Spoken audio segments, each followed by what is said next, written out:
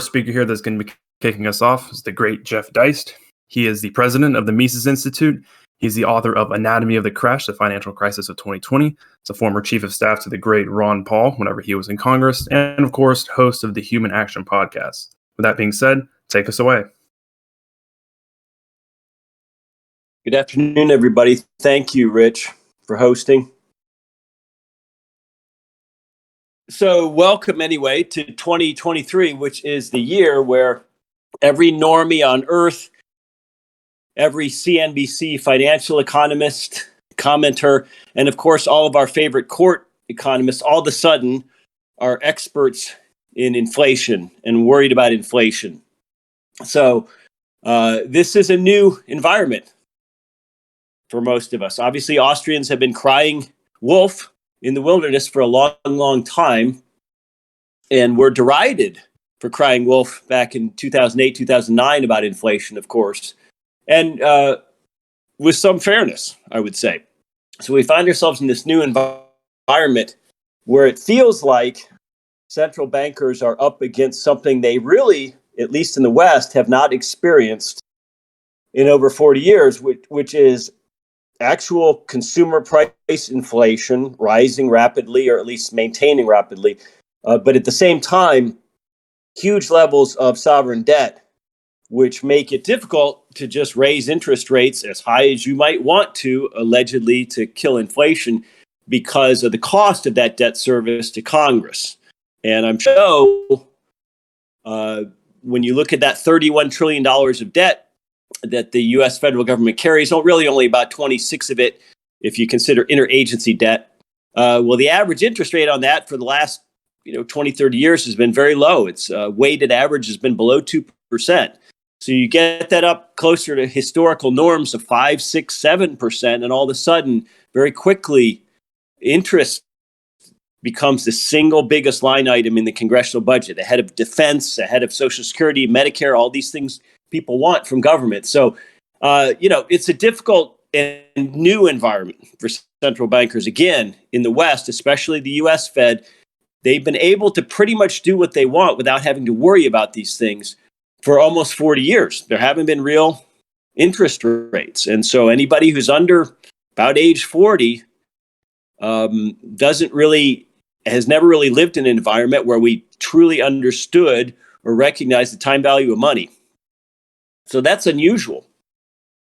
And when we think about economics, when we dial back to a 50,000 foot view and we say, well, gee whiz, in this new environment in 2023, after COVID, what can the Austrian school do to position itself to be relevant, to be vital in the national debate? Because if you look at the last crisis of 2008, probably the Austrian school took a bit of a black eye.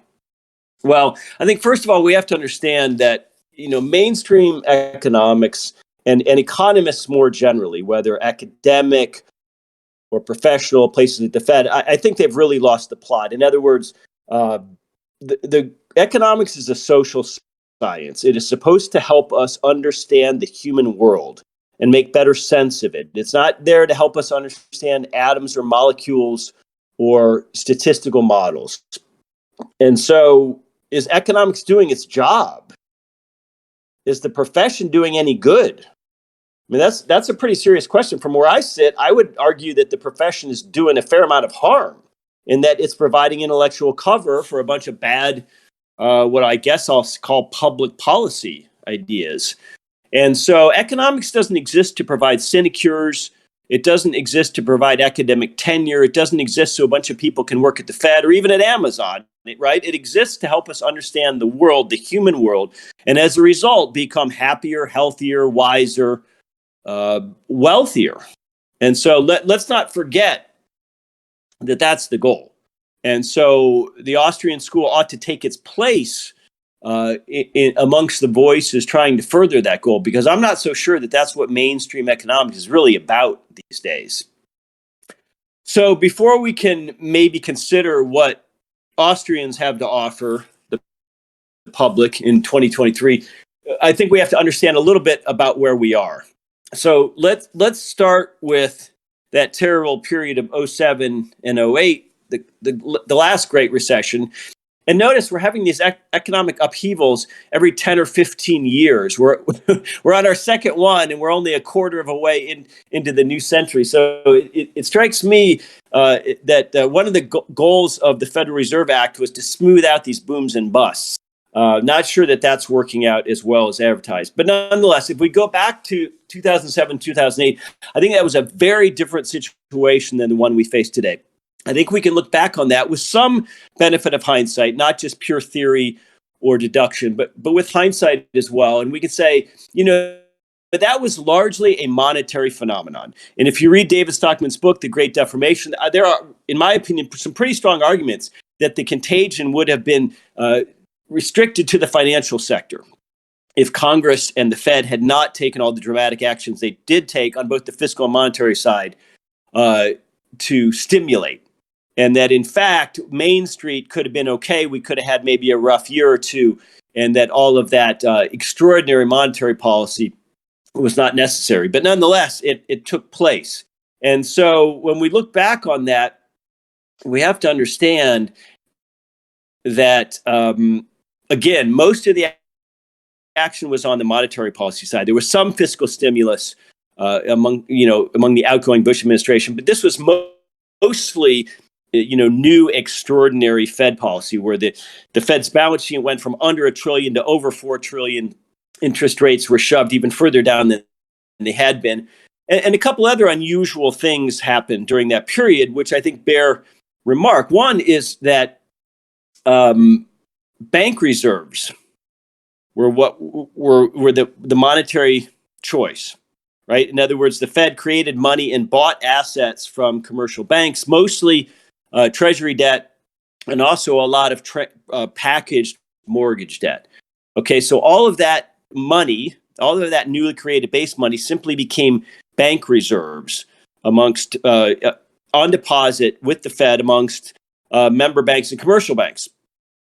So what we didn't completely understand, and we understand better now, given hindsight, of course, is that bank reserves don't guarantee lending. As a matter of fact, of course, bank reserves by definition are not lent to the general public or to commercial borrowers. They're just lent between banks. So you basically had the Fed recapitalizing a bunch of insolvent banks, like B of A. They were forced to buy Countrywide. If they had had to mark to market the value of those Countrywide mortgages, that company would have been enormously underwater. But that didn't happen. They weren't required to do that. And so basically all that QE, which took place in earnest between, especially 08 and 12 to 14 and there was a form of recapitalizing the banks. And so banks found themselves they weren't reserve restrained, they were capital restrained. They still needed to go out and find credit-worthy borrowers and good projects. And in the teeth of a pretty nasty economy, they were actually pretty happy to leave those reserves parked with the Fed. And there wasn't even much overnight lending or interbank lending because, again, they were all flush with reserves. They didn't have to borrow from each other. So those reserves really in no way, shape, or form made their way out into the broader economy in the way some Austrians thought they would, and thus create price inflation, consumer price inflation. And the other thing that goes oftentimes unnoticed, but some economists have written about, is that for the first time, the Fed started paying interest on excess reserves held by member banks. So this was actually something that a lot of people think the Fed just ginned up on its own as a policy. This was actually a law passed by Congress back in 2006. And it was designed to go into effect in 2011. This was actually a long-time monetary policy tool the Fed had sought. Even Milton Friedman advocated this. They wanted to be able to control the Fed funds rate better or the targeted Fed funds rate better by paying interest on reserves. So what happened is this law passed in 06 was accelerated to go into effect in October of 2008. So all of this extraordinary monetary policy of the time ended up creating a bunch of bank reserves, effectively recapitalizing the banks and making them solvent in the nominal sense anyway, and also paying them interest on those reserves, which again further decreased any appetite to be moving those reserves around interbank. So that the the takeaway here is that all that QE, all that Fed balance sheet growth did not directly flow into the economy in the way that fiscal stimulus does. And so again, the banks were not reserve constrained; they were capital constrained. So banks have capital requirements; they have to have creditworthy borrowers. They have to make money above their costs to stay in business. So we didn't. That's all very clear and easy to say now, looking back on the situation. But nonetheless, I think we all understand, and I think even the general public senses that taking the Fed's balance sheet and quadrupling it, and of course, we'll get to how much higher that balance sheet has gone since the '08 crash, that was going to come with a cost somehow. The question is how and when over time does that cost occur, and how do we pay for it? So I'm going to recommend to our listeners a great article. Some of you are probably familiar with Lynn Alden. She's an investment advisor. She published an article called The Ultimate Guide to Inflation back in 2021. And for a long time, it was paywalled. But anyway, when I just Google Lynn Alden Guide to Inflation, at current, it's not paywalled. You'll come up with her website.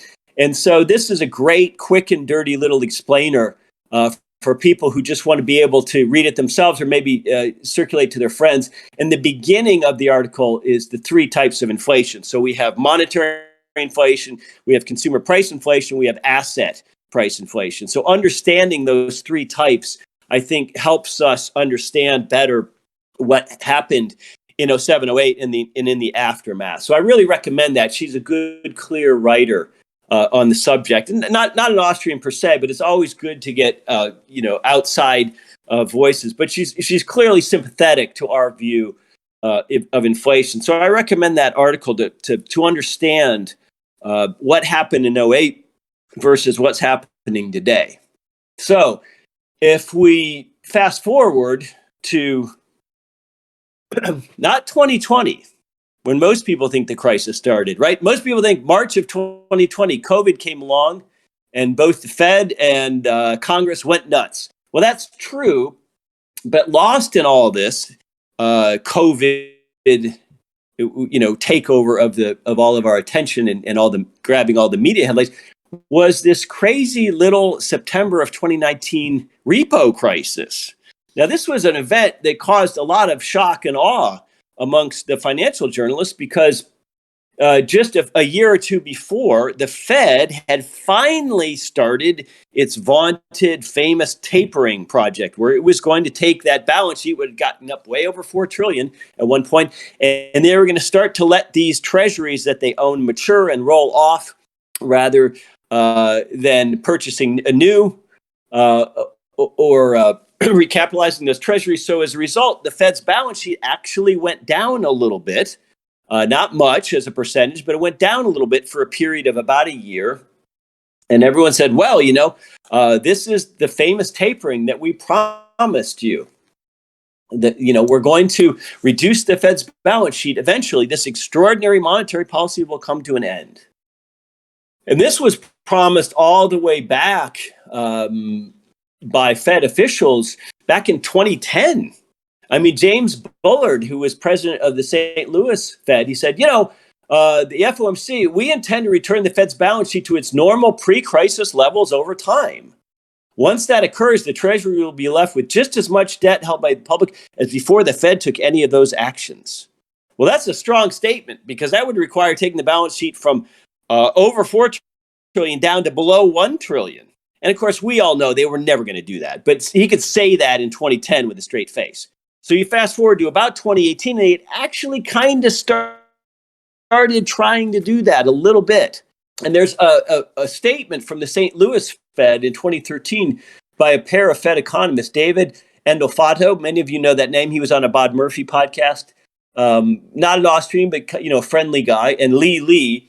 And so they basically came out with this, this paper saying, hey, look, everyone's telling us the Fed is just monetizing debt. And we're financing the federal government through this monetization. No, that's not true. That because this treasury debt isn't going to be permanent.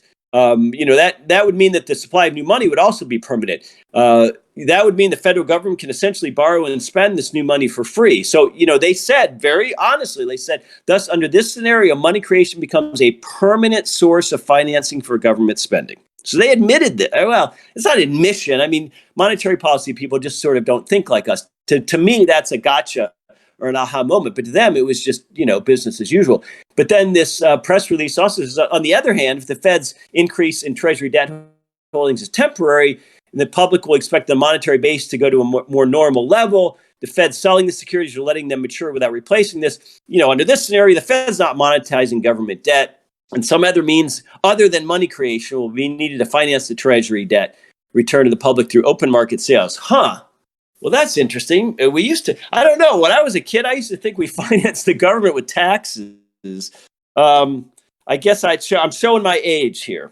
But at any rate, my point is that the Fed told us that, all this $4 trillion of new Treasury debt and mortgage debt we added is temporary. Okay. So with all of that new monetary base created, how in the hell in the fall of 2019 was there a liquidity crisis in overnight repo lending between banks? I mean, after all those trillions of new bank reserves, how is it possible that we could get to September 2019 and find banks in an overnight crunch to the extent that the New York Fed had to provide $75 billion of overnight liquidity in the fall of 2019? Well, I don't really know the answer. I never really got an answer to that. I've been searching around. But what happened, and some people would call this conspiracy. I don't think it is. But I mean, some people say it's awfully convenient that right when the Fed was starting to have to once again increase its balance sheet and provide liquidity and stop even that modest tapering it had begun, all of a sudden, there's this virus in March of 2020. And of course, because of the severity of the crisis, I would argue there was a dramatic overreaction by governments worldwide to this virus. That's a separate debate. But nonetheless, nobody questioned in the face of this virus and the lockdowns, the economic lockdowns, that extraordinary Fed action was necessary. And if the virus hadn't come along, I think a lot of people would be saying, hey, what the hell? You guys just spent 10 years with this extraordinary, well, more than that, with this extraordinary monetary policy, and all of a sudden we're having a repo crisis. I mean, it seems like we're seizing up again. But all those questions went out the window with COVID. It was all hands on deck, and everybody understood, look, we got to do whatever it takes. Well, whatever it takes was this time around almost entirely, not entirely, but mostly a fiscal response, a fiscal phenomenon. So that's what's so different between the 2020 crisis and the 2008 crisis. This was a fiscal response. And so we have to understand that under both the Trump and Biden administrations, Congress passed two huge stimulus bills in 2020 and 2021. Now, these pumped more than $5 trillion with a T, capital T, directly into the economy. Okay, this was cash, as I'd like to say, right? And when I say directly in the economy, I mean payments to state and local governments, payments to households. Remember all the stimulus checks, enhanced unemployment benefits, employer payroll loans. Remember those PPP loans if you stayed open? Most of those did not have to be paid back if you met certain requirements, like you didn't go out and buy a Ferrari with them, as some business owners did, actually. Huge cash subsidies to the airlines. I'm not sure many Americans understand. The airlines came out of the travel shutdowns of 2020 with more cash on their balance sheets than they went in, after having mothballed all those planes in the desert with nobody flying. That's a neat trick. If you can shut down your business and come out on the other end with more cash on your balance sheet. We'd all like to be in such an industry, right? And also countless payments to all kinds of other industries. And plus a whole grab bag of earmarks, things like sprucing up the Kennedy Center, Performing Arts Center in DC. I mean, this was just $5 trillion of cash that went onto people's bank accounts. And boy, oh boy, they spent it. Or they are spending it today. So that obviously is going to have a much more direct effect than on consumer prices on supply and demand than QE and the monetary approach had back in 2008. Now, on top of all this, even today, supply chains are still screwed up and constrained from the COVID period. Okay, even today, things are not back to normal. Look at the auto industry. They're still expecting chip shortages and basically shortages in the amount of new cars available in the United States throughout 2023, which of course is going to put pressure on used car prices because there's fewer new cars to buy. So these things still have not worked themselves out. Okay. So at the same time as you're pumping $5 trillion in direct cash stimulus into the economy, you are sending people home to make fewer goods and services under the lockdowns. You're screwing up supply chains all over the world. And remember, this is a just-in-time society we live in terms of inventory. Everything is about lean. Everything's about not having a ton of inventory. Everything is about streamlining, using economies of scale around the globe, and having huge container ships take everything around. And of course, that's a miracle. We're all for global trade and specialization. Comparative advantage. I mean, that's one thing that makes us all so wealthy today. But, when you shut it down, you got some problems because companies don't have inventory laying around the way they would have had 30 years ago, let's say. So you've got huge fiscal stimulus at the same time as you have enormous constraints on supply. I mean, people just aren't going to work. They aren't traveling as much. They aren't going out to dinner as much. They aren't buying as much gasoline. I mean, it doesn't take a rocket scientist. You don't have to study monetary policy. This was a fiscal phenomenon. So I think as a result of that, we have to view the situation we're in 2023, still coming out of the COVID malaise. I think we have to view it differently to what David Stockman calls the BlackBerry panic of 2008. BlackBerries, for those of you who don't know, were the things everyone carried around before smartphones. Meaning what he meant was that crash would have largely affected the financial class, the banking class, the lending class, the stock and bond holders, not so much mom and pop. Whereas this is a very different kind of crisis. So if we understand it correctly, and we say, what can Austrian economics do? What can people who think like us do to tell a good story in 2023, to help to build a narrative, to help people understand the situation? Because again, I don't think mainstream economists are going to provide any help. I think they're going to just pivot and start sounding like Austrians on inflation. And of course, they're going to prescribe the same terrible kicking the can down the road that they prescribed the last time around. So these are not the people who are going to save America from its own political high time preference tendencies, right? If we listen to them, we're cooked. So, we have to be trying to get out there with the real message. And I think we have to be talking to normies. We have to be talking to just intelligent lay people. I think we have to have the mindset of doing an end run basically around academia and the talking head economists, the Paul Krugmans of the world, because they still have the bad incentives to keep parroting this idea that you can tinker with knobs and you can use fiscal and monetary policy to somehow create a greater wealth in society through financial engineering, when we all know the only way to create greater wealth in society is to have profits which produce capital accumulation, which produce capital investment, which produce greater productivity. There's no shortcut. And, a digital world doesn't change that. So I'm going to make you a couple suggestions, and I'll try to quit here at the bottom of the hour as to how we can be relevant in this 2023 discussion. I think first, it's very important that we avoid discussions of hyperinflation and this de-dollarization rhetoric, which is growing. I mean, we've been talking about the dollar's fall for a long time, and the idea that the world is going to get sick of having to do international business and clear transactions in dollars, buy oil in dollars, conduct international trade, especially for commodities in dollars. And that at some point the world's going to resent this. They're going to rise up against us, and China is going to join with India. They're going to join with the Russians.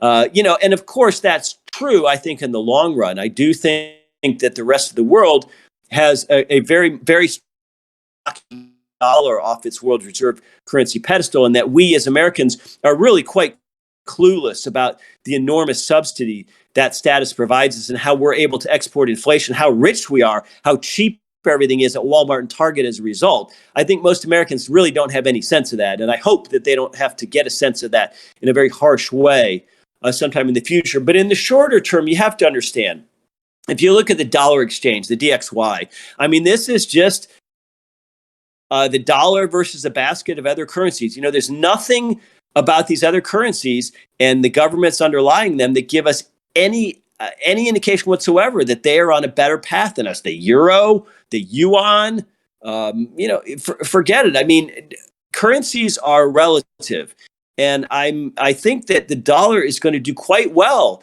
against other currencies for the foreseeable future. If anything, if there's a real shutdown or slowdown in 2023, that probably creates a flight to U.S. Treasuries, a flight to U.S. dollars as a perceived safe haven relative to these other currencies, which are just crappier and even as inflated, if not more. So I don't think that the dollar is dying. I don't think that's a good narrative for us. And I would suggest people go check out the dollar milkshake theory.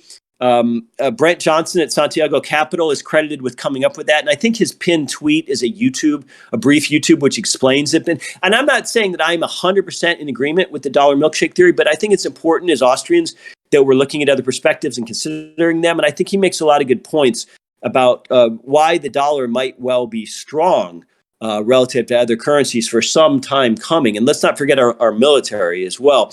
And so the point here is that what we ought to care about, and what Americans ought to care about, is the dollar's strength against actual goods and services. That's what we care about, not its strength necessarily against other currencies.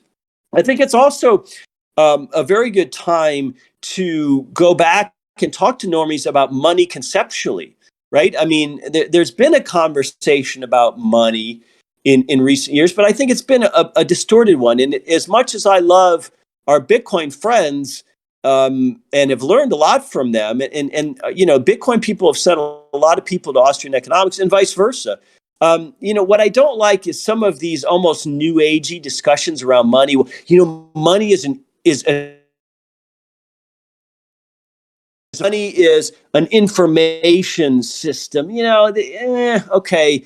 Money is a way to help us avoid barter, and it's the most saleable commodity. And we don't have to argue the digital versus physical thing. I mean, we just have to understand that this is an opportunity to disabuse people of their mythologies about money. Because if you just read the CNN and you just watch normie news or something, I mean, what you'd come away with is that money is a political tool, right?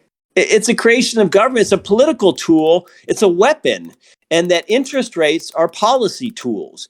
They're like knobs. They're like dials that you turn on an old tube amp or something. This idea of money as a political tool is very, very harmful. And I think we have an opportunity, if people are starting to get upset about inflation, to disabuse them of that. And I think at the same time, to really attack this expertocracy, this technocracy idea that there are these really smart central bankers and they all went to Wharton and Stanford and Sorbonne or whatever. And we need to listen to them because, this stuff's just too complicated for us. And, just like are you a doctor talking about ivermectin? Well, are you a Fed economist? You shouldn't be talking about interest rates. I think that this is a great time to puncture that and to show that there's really nobody flying the plane. That these guys are making it up, that this is all ad hoc, that some of the things like, for instance, Jerome Powell is saying are directly contradictory to what he was saying a year or so ago. And it harkens back to when Benjamin Bernanke was saying, the housing market looks pretty good. And he's saying this in 2006 or whatever. So it's really up to us to de-bamboozle the public and demystify this stuff. It's not so difficult for an intelligent person to understand with a little bit of basic reading. And also, they ought to understand it because it's in their interest to understand what governments and central banks are doing to us more than for us. And, we should be out there making the case that, hey, there's a populist case to be made here, that these guys are not exactly what you think they are, that they don't really understand as well as they think, and they really are just kind of flying blind. And they spent, the last 10 years caterwauling about how there's no inflation, and we need more inflation. We need 2%. Inflation's zero. We need 2%. And now all of a sudden they're like, well, we just need 2% average over time. And it's been so low for the last few years. It's good to have 6 or 8 for a while, because that'll bring the average up. And if you look at a sine wave, against an XY axis, it'll average out to 2%. I mean, this is just complete Monday morning quarterbacking. This is just CYA. Come on. So I think, look, we have to appeal to the people we can appeal to. There's a significant percentage of the population who's never, ever, ever going to be interested in economic theory. It's just the way it is. And God bless them. There's nothing wrong with that. They're living their lives. They're paying their mortgages. You're talking about a Toyota Camry, they care about the car. They don't care about the automotive engineering. And most people don't care about the why of a prosperous economy. Some people care about the how, and we can generally call them entrepreneurs. And then some people care about the what. All people care about the what, right? So it's academics and wonks who care about the why. It's entrepreneurs who care about the how, but it's the general public who cares about the what. What's going on? Is the economy good or bad? How much is gas? Did I get a raise? Am I able to go on vacation this year? What's my interest rate on that car I bought? That's the what. So I think if we think about it in those terms, the why, the how, and the what, you can kind of separate people into those 3 categories. But again, there's a whole segment of the U.S. population, or anywhere you go, who simply don't believe in the concept of economic laws. Right? They would never view it like gravity. If the wing's not curved and the air on top of the wing's not moving faster than it is under the wing, and thus creating lift, the airplane crashes into the ground. Everyone would nod their heads. If the bridge is not constructed using the right mathematical calculations to bear a certain load, when the truck drives over it, maybe the 100th time, the bridge collapses. I think people can nod their head and understand that. But when you talk about economic laws, a lot of people think that's just all nonsense. They think that economies can be just commanded by legislative fiat. You just raise the minimum wage. And that economics is just complete BS. It's just a bunch of pseudo-intellectual cover for moneyed interests and capitalists. A lot of people believe that, or you've probably heard, economics is just astrology for white guys, which is pretty damn funny. We say the left can't meme, but that's pretty good. You got to admit. And so that's what we're up against. But there's just a different way to look at this. And I think the Austrian school can offer a better understanding of where we are and how we can rebuild. The productivity, Say's law, production precedes consumption. That's the way to approach this. To say, hey, there's the way forward is not through some esoteric new knowledge or through some, new monetary system, central bank digital currencies, or some new currency under the auspices of the IMF or the World Bank. We have the knowledge. Everything old is new again. And I think we just have to have the courage to go out there and challenge the so-called mainstream, the so-called orthodoxy, and just talk to normies and say, look, how's that Fed working out for you, my friend? Are you getting an 8, 9, 10% raise every year at work, or is your business growing 8, 9, 10% a year? The answer is probably no. And that's our opening. So that's my piece for today, to just try to give an overview of where we are and how Austrians might have something to say about it. So, I appreciate Rich doing this, and I thank all of you for listening. Absolutely. So we have a few questions here for you. First one here is, what is your outlook for 2023 in terms of inflation? I think they'll be able to say it's down nominally. I think they will do whatever they have to do to turn bad news into good news. Just these rate hikes. I mean, this is sort of like,